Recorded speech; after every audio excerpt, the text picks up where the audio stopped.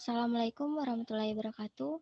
Perkenalkan kami dari kelompok I. Kami di sini akan mempresentasikan hasil penelitian kami yang berjudul Pengaruh Rating dan Review terhadap Proses Keputusan Pembelian Konsumen pada Marketplace Shopee.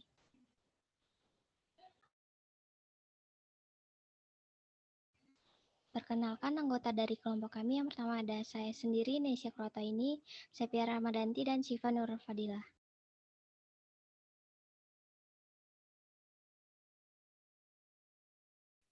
Selanjutnya ada bab 1 pendahuluan. Yang pertama adalah latar belakang dengan pertumbuhan era teknologi yang telah menghadapi pertumbuhan yang semakin pesat yang menimbulkan perubahan pada sikap manusia terutama dalam perihal pembelanjaan. Saat ini jual beli tidak cuma dicoba dengan metode jual beli secara langsung, namun jual beli juga bergeser secara online. Bisa dilihat seperti gambar sebelah kanan, yaitu pembelian offline store sebanyak 39,5%, sedangkan pembelian online store sebanyak 60,5%. Salah satu media jual beli online dengan penawaran yang sangat beragam dan lengkap ialah Shopee. Bisa dilihat, Shopee mendapatkan peringkat pertama yaitu sebanyak 82%. Selanjutnya ada rumusan masalah. Masalah yang ingin dikaji yaitu pengaruh rating dan review terhadap keputusan pembelian konsumen pada marketplace Shopee. Yang kedua ada pertanyaan penelitian. Bagaimana pengaruh rating dan review terhadap proses keputusan pembelian konsumen pada marketplace Shopee?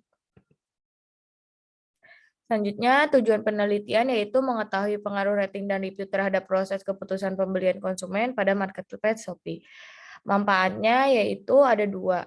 Secara teoritis, menambah wawasan dan pengetahuan. Secara praktis, bagi penulis, pembaca, dan perusahaan. Selanjutnya ada bab 2 literatur review. Ada teori dan penelitian terdahulu. Yang pertama ada keputusan pembelian, yaitu merupakan kegiatan pemecahan masalah yang dilakukan individu sebagai tindak yang paling tepat dalam membeli dan dengan terlebih dahulu melalui tahapan proses pengambilan keputusan. Minat beli konsumen, yaitu perilaku konsumen yang muncul sebagai respon terhadap objek yang menunjukkan keinginan seseorang untuk melakukan pembelian. Selanjutnya ada marketplace merupakan suatu model bisnis yang memfasilitasi transaksi jual beli suatu benda maupun jasa kepada para pembeli. Selanjutnya ada online customer rating merupakan skala yang diberikan customer pada saat memberikan review pada suatu platform online. Online customer review yaitu sebuah platform di mana konsumen dapat menilai kualitas produk atau jasa secara online. Penelitian terdahulunya bisa dilihat. Di sini ada 5. Selanjutnya bisa dilihat juga ini totalnya ada 10. Kerangka teori. Yang pertama ada rating, bisa disebut dengan X1, review X2. Selanjutnya keputusan pembelian bisa disebut dengan Y. Hipotesis dibagi menjadi 3. Yang pertama ada H1, bisa disebut dengan variabel atau X1, rating dan variabel X2. Review memiliki pengaruh signifikan secara parsial terhadap keputusan pembelian di marketplace Shopee. H2 yaitu variabel bisa disebut dengan X1, rating dan variabel X2. Review memiliki pengaruh signifikan secara simultan terhadap keputusan pembelian di marketplace Shopee. H3 yaitu variabel X2, review yang berpengaruh paling dominan terhadap keputusan pembelian di marketplace Shopee. Selanjutnya akan dijelaskan oleh teman saya. Selanjutnya di sini ada jenis penelitian. Penelitian ini menggunakan jenis penelitian kuantitatif dengan strategi penelitian survei dengan menggunakan kuesioner. Selanjutnya,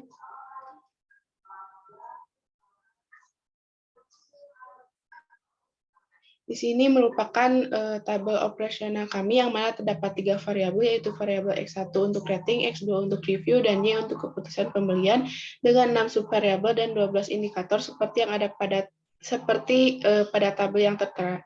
Selanjutnya, Skala yang digunakan pada penelitian kami menggunakan skala Likert 1 sampai dengan 5, yang mana skala tersebut merupakan skor pada setiap jawaban. Skala 1 artinya sangat tidak setuju, skala 2 tidak setuju, skala 3 ragu-ragu, skala 4 setuju, dan skala 5 sangat setuju. Boleh di next.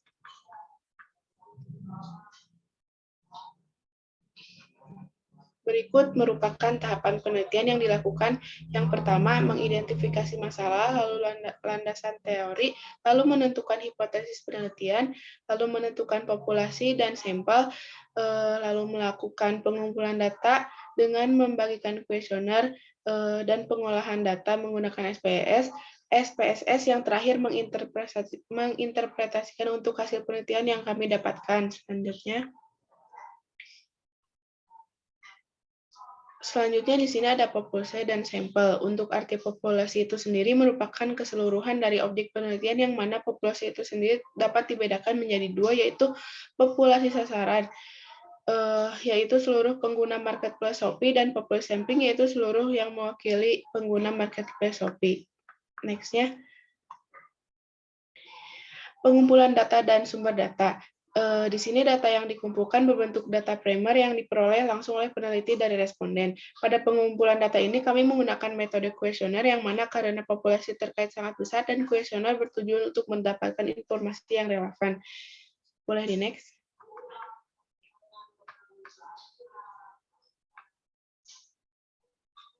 Di sini ada uji validitas dan reliabilitas yang merupakan proses untuk menguji setiap pertanyaan yang terdapat pada kuesioner. Yang pertama merupakan hasil uji validitas dan variabel X.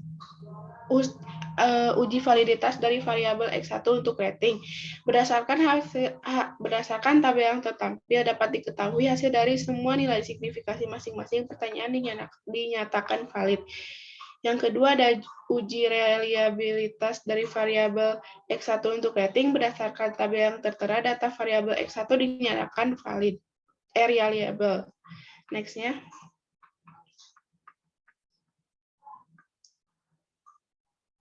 Yang ketiga merupakan hasil uji validitas dari variabel X2 untuk review.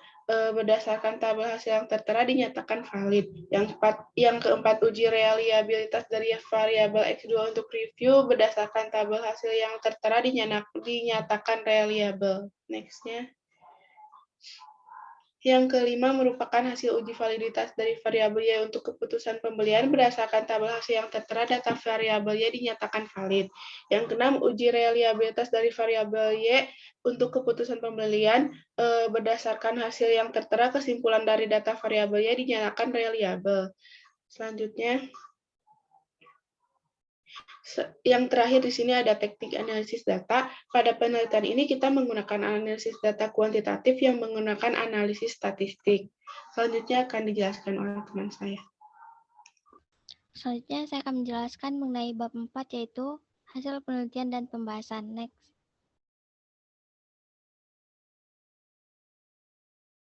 Yang pertama ada karakteristik responden.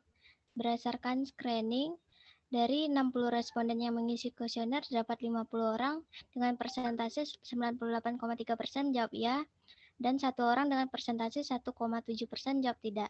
Hal ini menunjukkan bahwa mayoritas responden pernah belanja di Shopee. Selanjutnya berdasarkan jenis kelamin. Dari 60 responden, terdapat 33 orang berjenis kelamin perempuan dan 27 orang berjenis kelamin laki-laki. Next. Selanjutnya berdasarkan usia. Dari 60 responden terdapat 50 orang berusia 18 sampai 25 tahun, 7 orang berusia 26 sampai 50 tahun dan 3 orang berusia 14 sampai 17 tahun. Selanjutnya berdasarkan daerah asal. Dari 60 responden terdapat 51 orang berasal dari luar Jabodetabek dan 9 orang dari Jabodetabek. Next. Selanjutnya ada hasil penelitian dan pembahasan. Yang pertama ada uji asumsi klasik, yaitu uji normalitas. Berdasarkan gambar maka dapat disimpulkan bahwa titik berada di sekitar garis diagonal yang cenderung naik, yang berarti data berdistribusi normal. Next. Selanjutnya ada uji multikolonialitas. Dapat disimpulkan bahwa terjadi multikolonialitas karena nilai FIF yaitu 3,703 lebih kecil dari 10 yang berarti lolos uji dan nilai condition index-nya 37,484 lebih besar dari 30 yang berarti tidak lolos uji. Maka dapat disimpulkan bahwa uji multikolonialitas tidak lolos uji. Next. Selanjutnya ada uji heteroskedastisitas. Berdasarkan gambar, maka dapat disimpulkan bahwa tidak terjadi heteroskedastisitas karena data tersebar dan tidak berkumpul di suatu titik. Next. Selanjutnya ada pengujian hipotesis, yaitu uji T atau uji parsial sebagai H1. Dapat dilihat pada tabel tingkat signifikansi dari total X1 memiliki tingkat signifikansi sebesar 0,001 yang berarti kurang dari 0,05, yang artinya lolos uji T. Total X2 memiliki tingkat signifikansi sebesar 0,724 yang berarti lebih dari 0,05 yang berarti lolos uji T karena tingkat signifikansi variabel review lebih besar dari 0,05 maka variabel independen tidak berpengaruh terhadap total Y secara parsial. Oleh karena itu dapat disimpulkan bahwa H1 ditolak karena variabel X2 atau variabel review tidak memiliki pengaruh signifikan secara parsial terhadap keputusan pembelian marketplace Shopee. Selanjutnya ada uji F atau uji simultan sebagai H2.